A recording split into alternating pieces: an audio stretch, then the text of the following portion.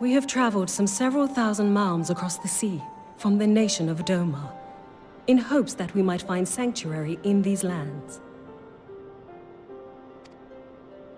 Sanctuary, Lady Yugiri?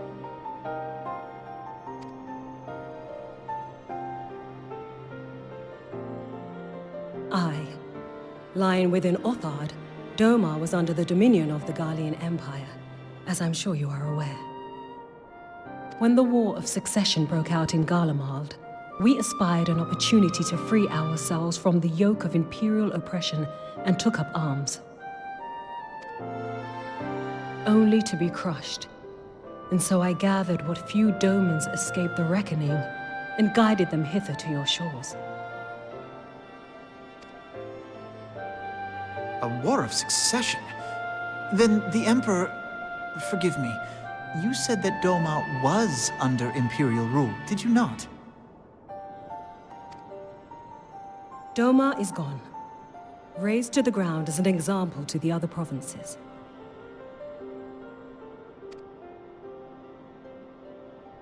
"12 have mercy. And your people?"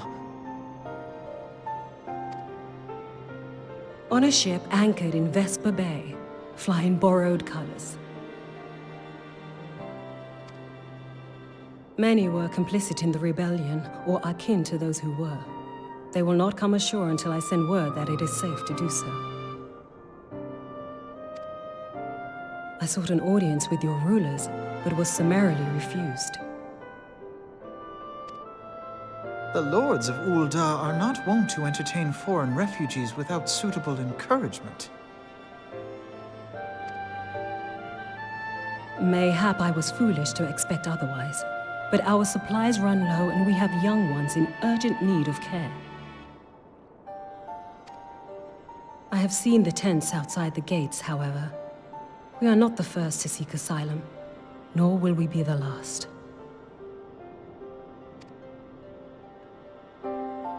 Be that as it may, Ul'dah is no friend to Garlemald.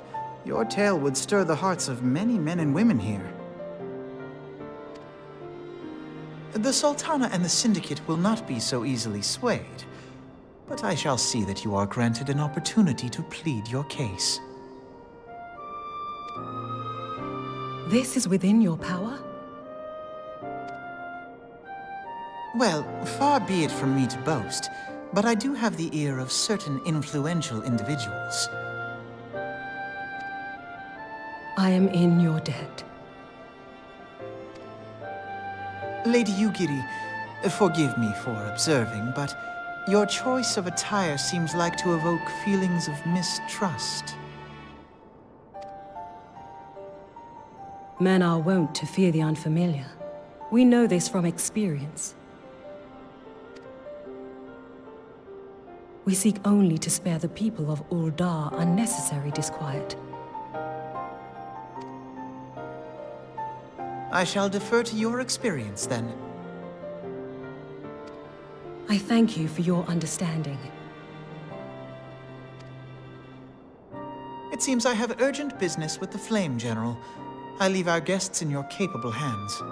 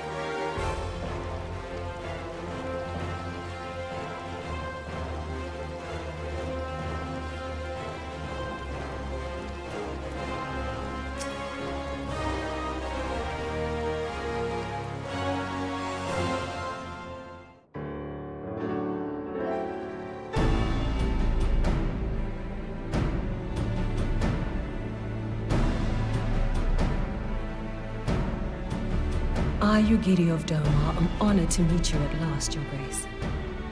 To mark this auspicious occasion, I should like to present to you the finest treasures our humble nation has to offer.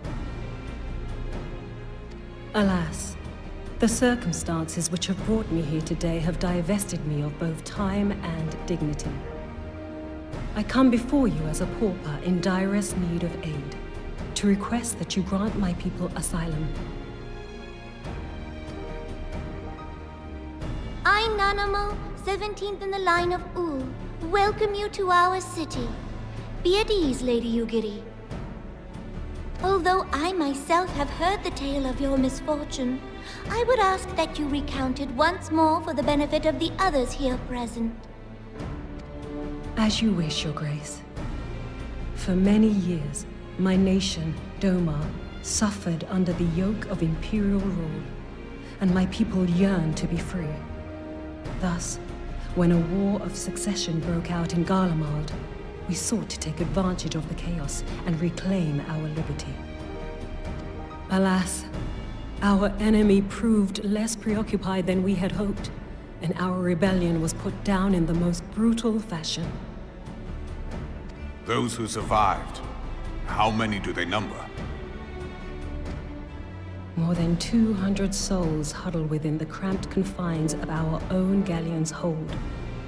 Yet this figure accounts for but one of a number of ships which escaped the Purge.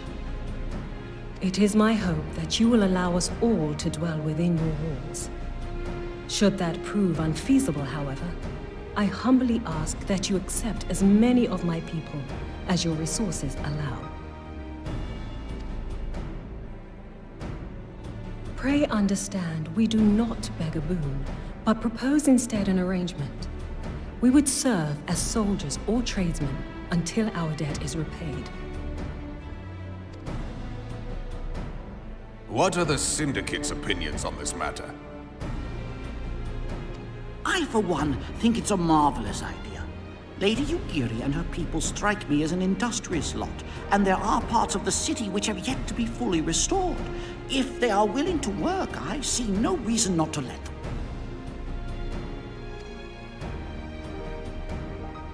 The head of the Mirage Trust is not known for his generosity. He sees profit in this. I agree. That said, these are foreign refugees. To admit them would require a formal resolution. Shall we call a vote?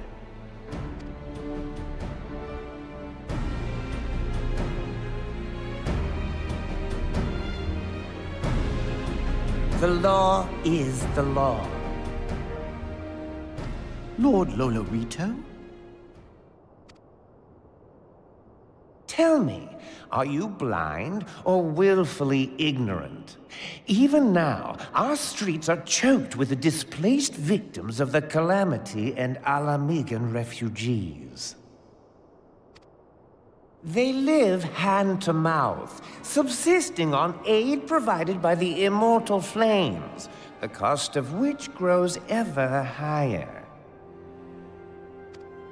The wealth of Ul'dah is not without limits, my friends.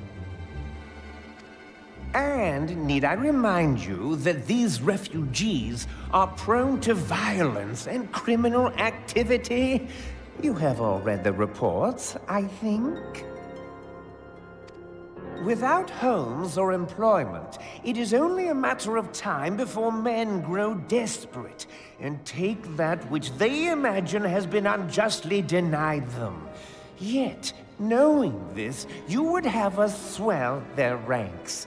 Mayhap you think the brass blades and the flames are not hard-pressed enough? Some say the chairman of the East Aldenard Trading Company passes Gil thrice daily. This may explain how he came to be the wealthiest man in Ul'dah. Or it may simply be that he's ruthless beyond reckoning. Surely the Sultanate can support the few hundred domins Lady Ugiri represents. That our resources have been taxed, I do not deny. But we are hardly in danger of financial collapse. I move that an exception be made. An exception, Your Grace? I am suddenly reminded of a similar debate some years ago regarding a number of Alamiga refugees, if memory serves. What were your words that day? Yes. The law is the law. And so our visitors remained in Little Alamigo. Mayhap our wise and benevolent Sultana would be so good as to enlighten us as to which other of our laws should not be upheld. Mind your tongue, Lolorito. My lord, I share your concern for the welfare of our great nation, but we must endeavor to take a longer view. You know as well as I that people can be a resource still more precious than Gil. Precious or not, they were never yet so reliable. And unlike those who frequent your establishment, I have no desire to gamble with my future. Uldar's greatest asset is, and has ever been, her material wealth. We risk this at our peril.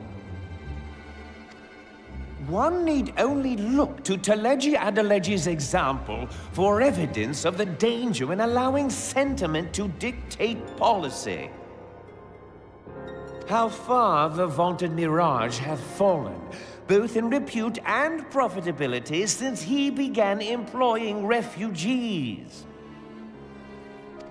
How I choose to conduct my affairs is not your concern, my lord. A proposal has been tabled. Given its urgency, I move we forego further debate and call a vote. To accept the Doman refugees or not. Those in favor, I bid you remain. Those opposed, I bid you leave.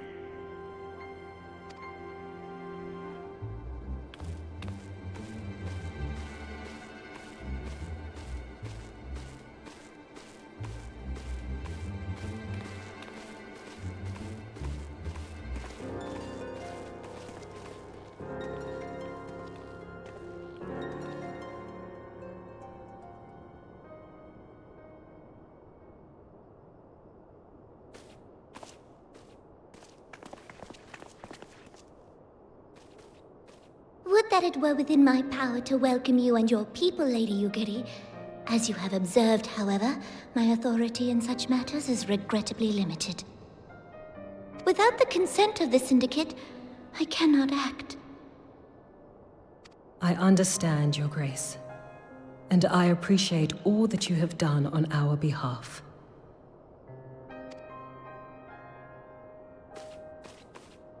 The nerve of the man!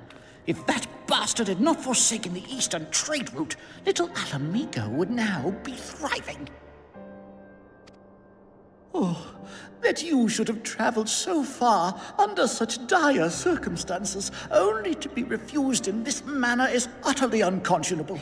Pray, accept my sincerest apologies.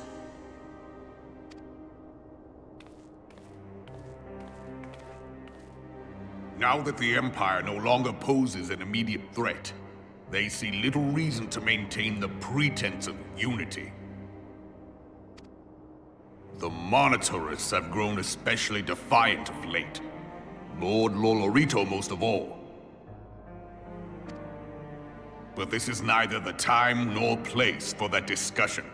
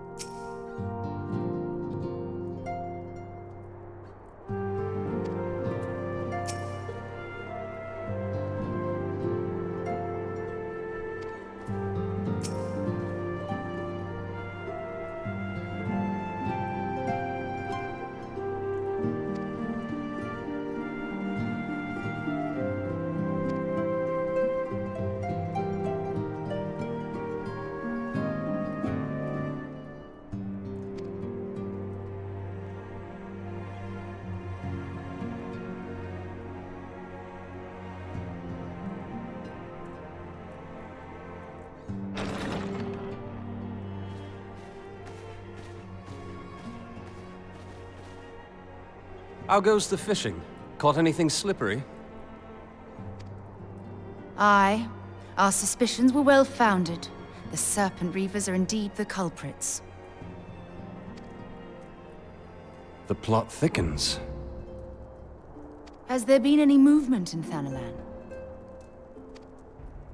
It has been blessedly quiet. Which is to say the Amalja are being no more or less of a nuisance than usual, summoning Ifrit with such crystals as they have hoarded. Urianger, too, reports not out of the ordinary. Then we have our explanation. Your explanation for what, pray tell?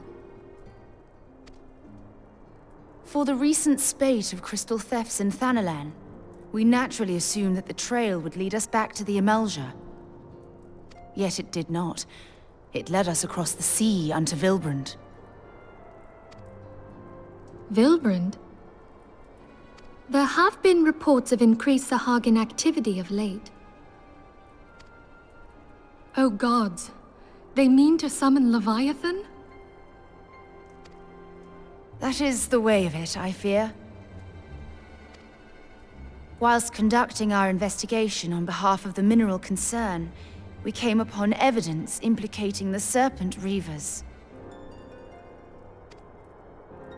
With the aid of the Maelstrom, I was able to verify our suspicions. 'Tis only a matter of time before Leviathan returns to harrow the seas. But there is more. One of the Sahagin, an elder by my judgment, spoke of attaining the gift and knowledge of eternity. Ugh.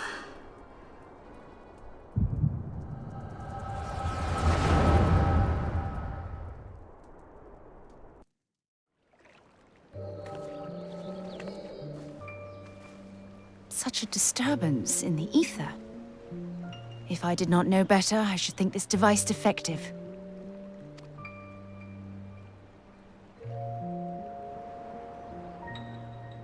And there is the explanation.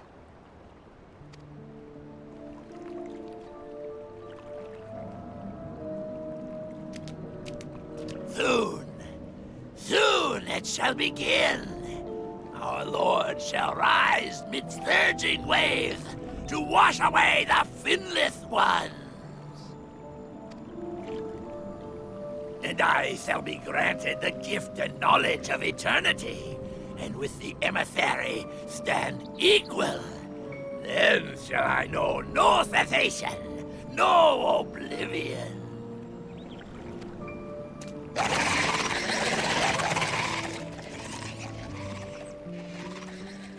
Whence comes this promise of immortality?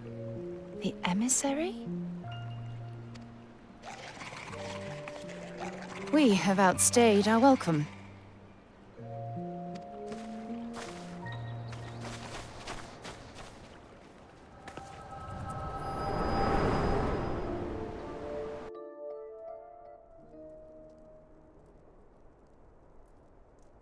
The gift and knowledge.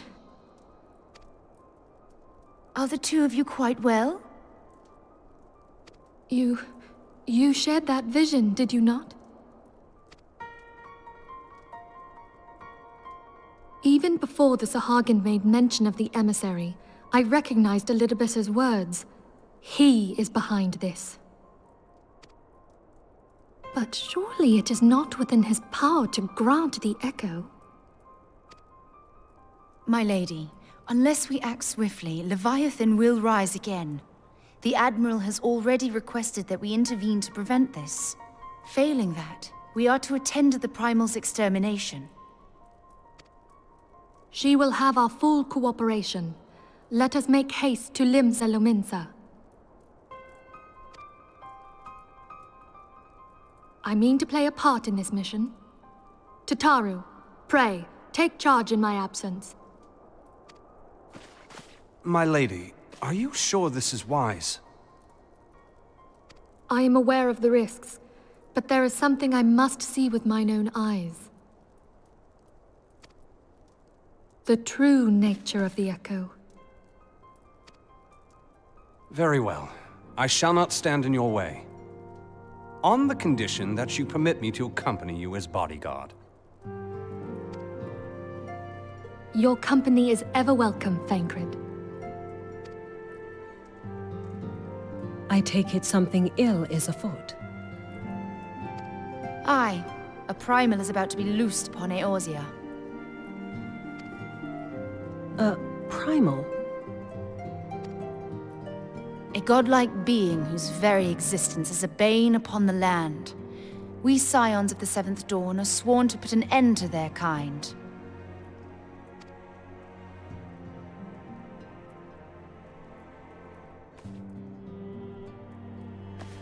I see. Know then that I am learned in the arts of war. In return for the kindness you have shown my people, I would lend you my blade. It would be most welcome. When contending with a primal, one can never have too many able allies. If you crave a more intimate understanding of the problems facing Eorzea, this experience is like to provide it. Be sure to come well prepared.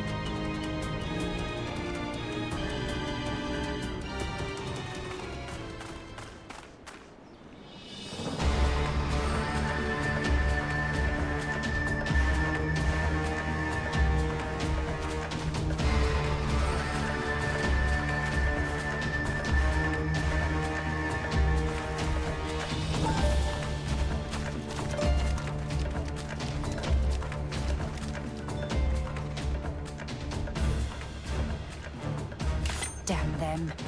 They have made thralls of soldiers and civilians both.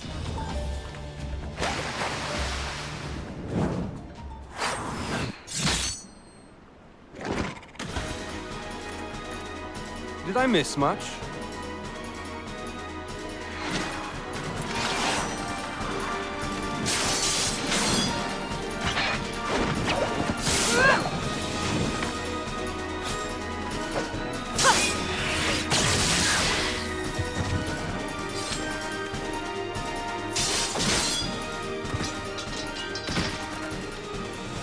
So that is how you fight in the Far East.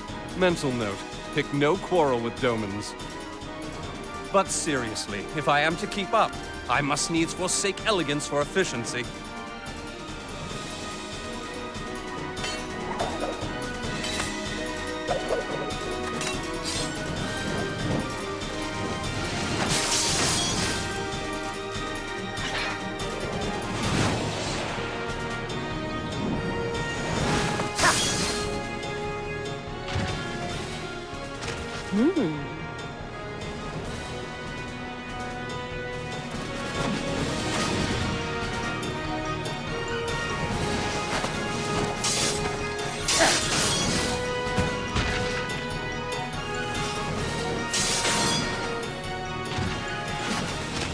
To the Aetheryte!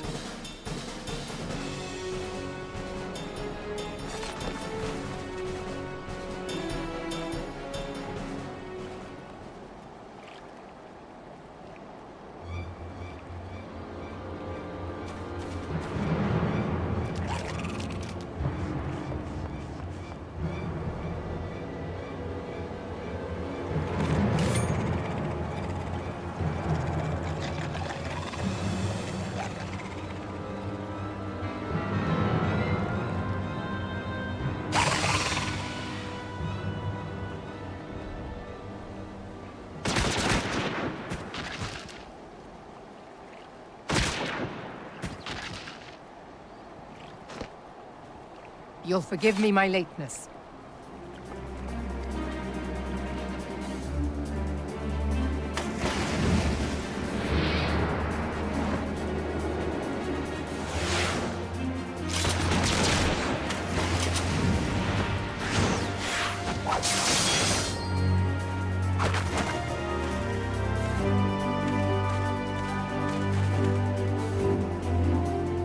I've been something of a liability of late, I know. 'Tis high time I set about making amends.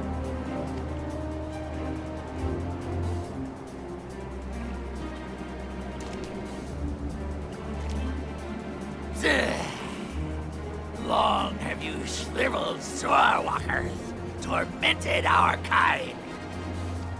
But no more! Your time is at an end!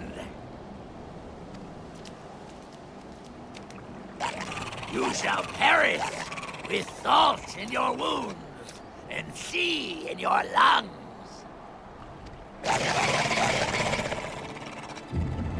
Lord of the world, hearken to our plea. Lord of the world, deliver us from our misery. Do you feel that?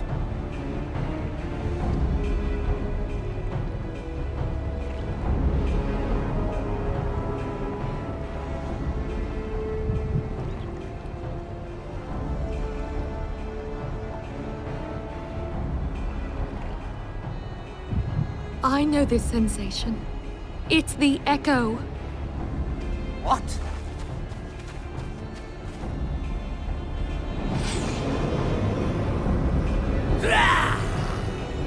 Such power! It is transcendent!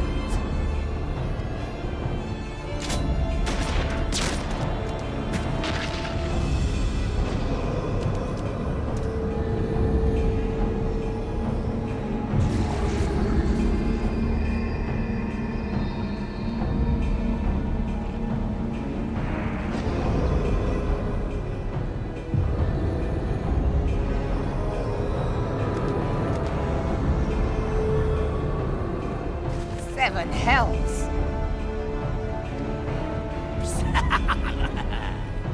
Strike me down if you will. It is futile! I have mastered the gift! I am eternal!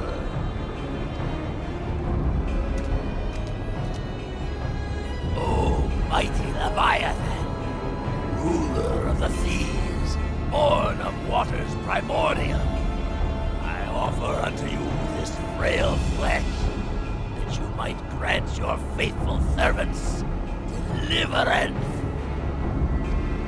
I beseech you, come forth!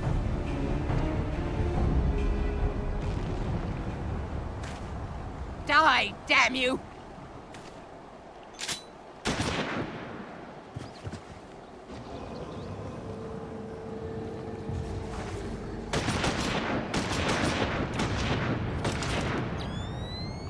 Foolish shorewalker! You cannot kill that which is eternal!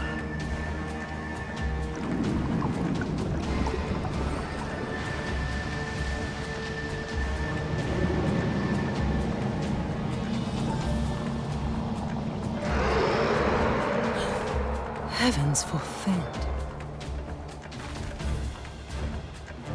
Damn it all!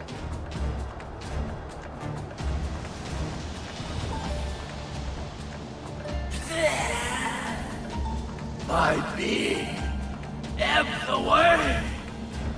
But it should by right be infinite.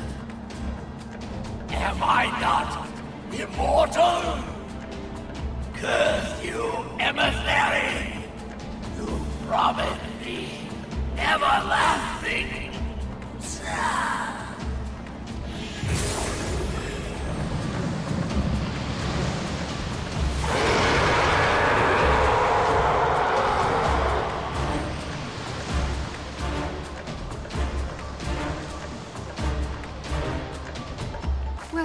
Where did he go?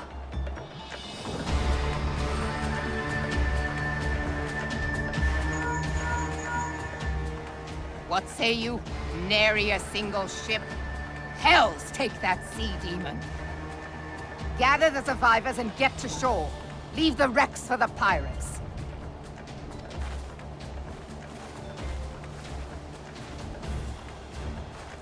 Leviathan wastes no time.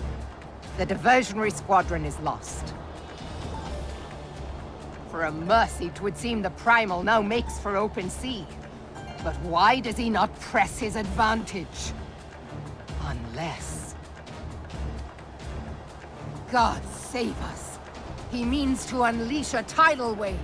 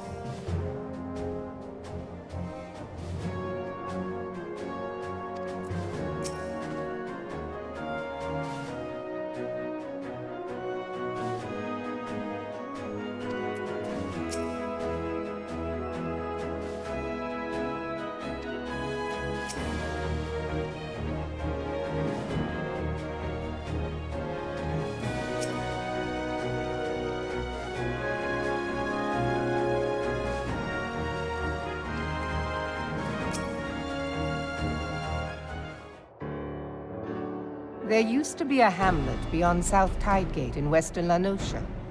Hearthstone, 'twas called. Some years prior to the Maelstrom's founding, Leviathan rose from the briny depths and set about unleashing watery hell upon us. On that occasion, the Company of Heroes put him down before he could do too much damage. But when the bastard came next, this time in the wake of the calamity, we were not so fortunate. Weary of ravaging our shoreline, he summoned a tidal wave which fair leveled Hearthstone and washed the soil away for good measure. The area was subsequently occupied by the Sahagin. Aye, the thrice-damned creatures transformed it into a spawning ground for their brood. Given the quantity of crystals stolen to feed him and his legion of thralls, we can be fairly sure that Leviathan is stronger now than in his previous incarnations. If that sea demon is left to wreak havoc, what befell Hearthstone may well befall a larger settlement, even Limsa. That cannot happen. The primal must be stopped. That was ever our objective, Admiral. But how are we to achieve it? The sea is Leviathan's uncontested domain. The ships of the 3rd Squadron could not close to within 100 yards of the Primal, nor could their cannons pierce his defenses.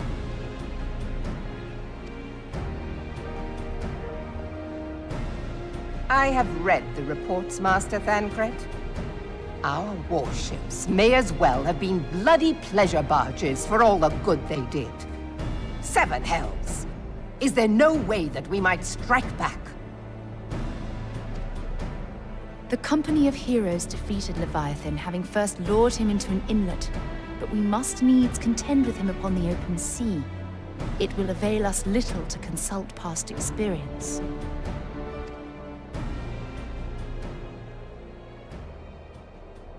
Admiral, if I may. Speak freely, Marshal. By all accounts, Leviathan's most formidable weapon is the very sea itself. Waves and whirlpools, tides and currents, all these things are his to command. The key to victory, I believe, lies in disarming our foe. This, in effect, is what the Company of Heroes achieved with their ruse. We cannot lure Leviathan from the sea a second time. But what if we could weaken his hold upon the element of water? I have heard of devices capable of such wonders. They draw upon the power of corrupted crystals, I am told.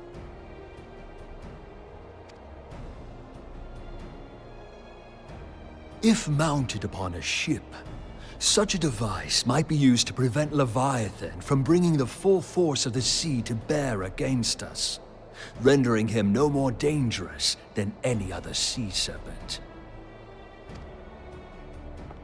Of course! Sid built a similar device to grant the Enterprise safe passage through Garuda's Tempest, did he not? Begging your pardon, my lady, but to give credit where it's due, this is something I heard from an old arcanist friend of mine. It makes little difference who thought of it first, so long as it works. Beg the specifications of this device from your friend, and I shall pass them on to our people at Naldic and Vermelis. But before we proceed any further, I would voice one concern. Piercing Garuda's defenses is one thing. Suppressing Leviathan's attacks, quite another.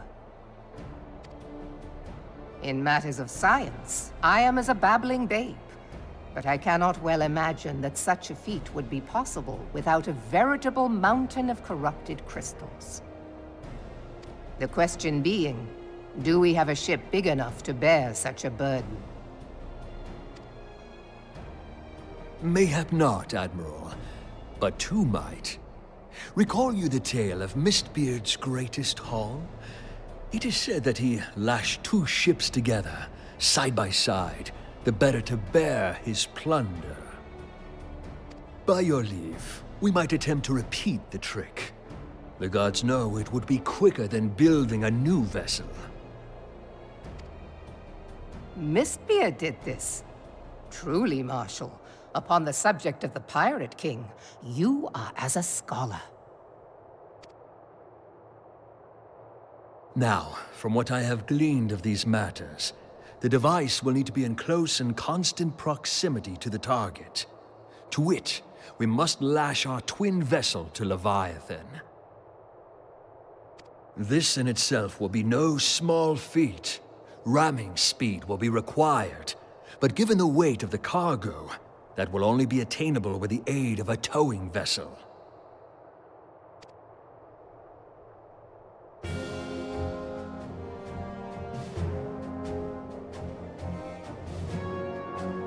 Suffice it to say, the task of piloting said vessel will entail considerable danger, and I would not ask it of another.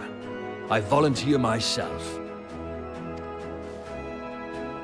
'Twill be dangerous for all involved, but we have no better recourse. Very well.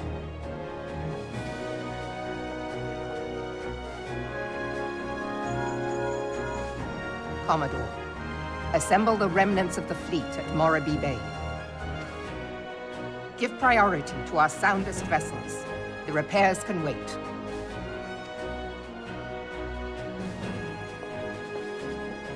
Storm Marshal Slafierson, command of the operation is yours. I want that twin vessel ready to sail post-haste. At once, Admiral.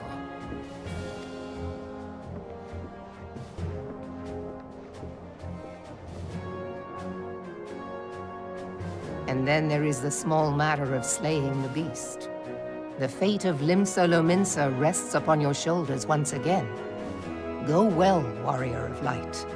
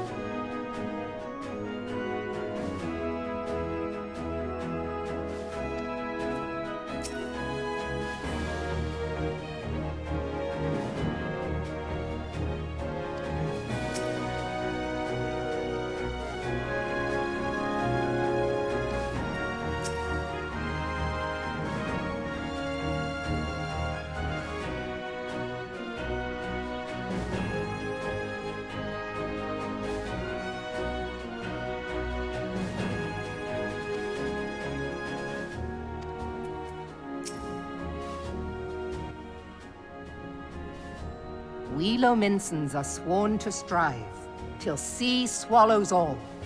And swallow all it would have had Leviathan prevailed. That we still strive now, we owe in no small part to you. Not for the first time, you have delivered Limsa Lominsa from the wrath of a primal. Never has our nation known a stouter ally. On behalf of my people, I give you my humblest thanks.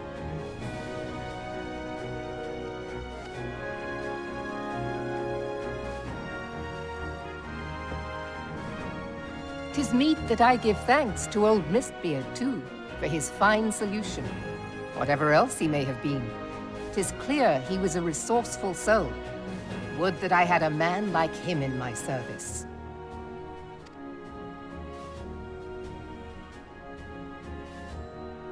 Before I set foot in these lands, I had no inkling that the people of Eorzea contended with such mighty foes.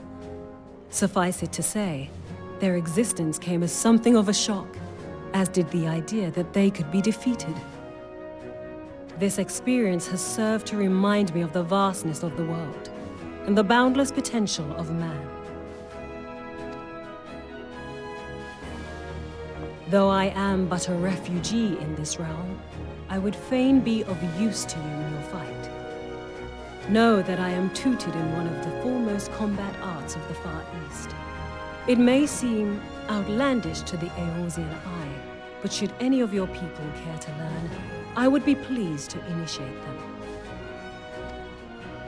And I will see to it that they are grateful. I have no doubt that your knowledge and skills will serve us well. Besides, your art is not so outlandish as you think. Would you not agree, Master Thancred? Naught escapes your searching eye, Admiral. Few are privy to this information, but Limsa Lominsa is home to a certain secret fraternity. Its members are trained in a form of combat not unlike your own. By my judgment, it should not be beyond such individuals to adapt to the techniques I witnessed you employing with such admirable deftness. I am heartened to hear this. I too noted a kinship between your style and mine own, though it seemed to me that you fought differently in the beginning. I suppose I did. What can I say? I'm a man of many talents. Though you may labor to believe it, Thancred was once something of a scoundrel who fraternized with the criminal class in these parts. Yestola! You jest, of course. But for a chance encounter with Alphino's grandsire, he might never have left Limsa Lominsa, or received an education in Sharlayan, or taken up his post in Uldar, which is where he trained in the blade, lest you wonder.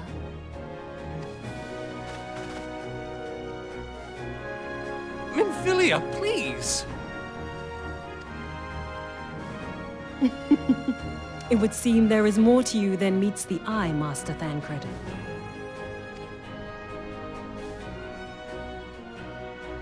Lady Yugiri, I am told that you and yours came to Eorzea seeking permanent resettlement, and that many domins have since been engaged as frontier hands at Revenant's Toll.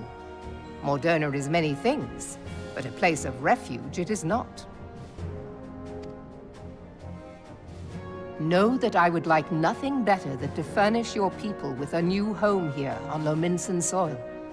Alas, racked by instability as we are, our nation is in no fit state to take you in. Yet I'll not have it said that we turned a blind eye to your suffering. Until such time as we can do more, I pledge to send provisions. We are in your debt, Admiral.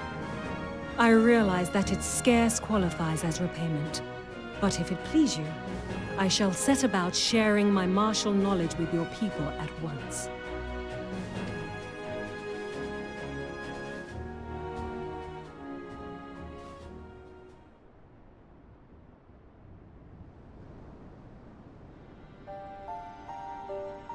You wished a word in private.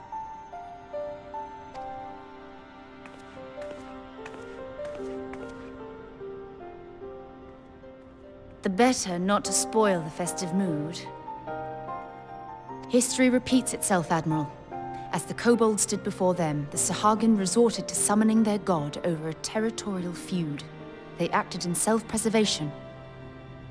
It may be that the Sahagin initiated this particular clash, but how it begins does not interest me so much as how it ends.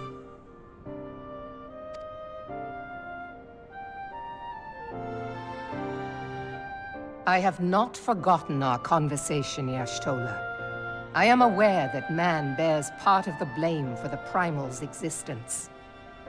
Nor am I ignorant of the Sahagins' reason for acting. They sought to secure a place to breed and multiply that their kind might survive. Self-preservation, as you say. But we have as much right to live and thrive as they. If our own survival is threatened, are we to lay down our arms and welcome oblivion? Nay. And so you kill, that you might live. Yet if living is a right, then that right belongs to all peoples, be they men or beastmen.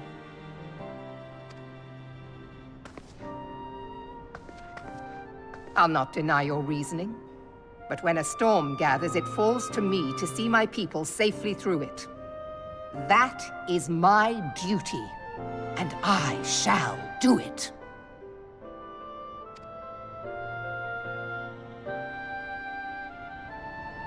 As must we all, Admiral. Stay the course, then, but know that it will lead to no good end.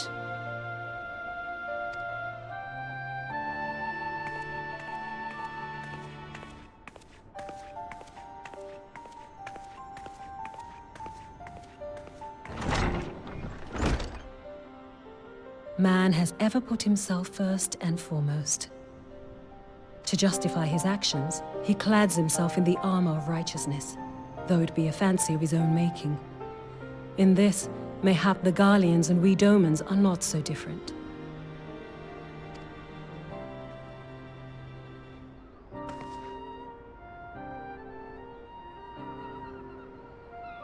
Eorzea has become as a raging sea. If we are to keep our heads above the waves, we cannot scruple to drown the man next to us.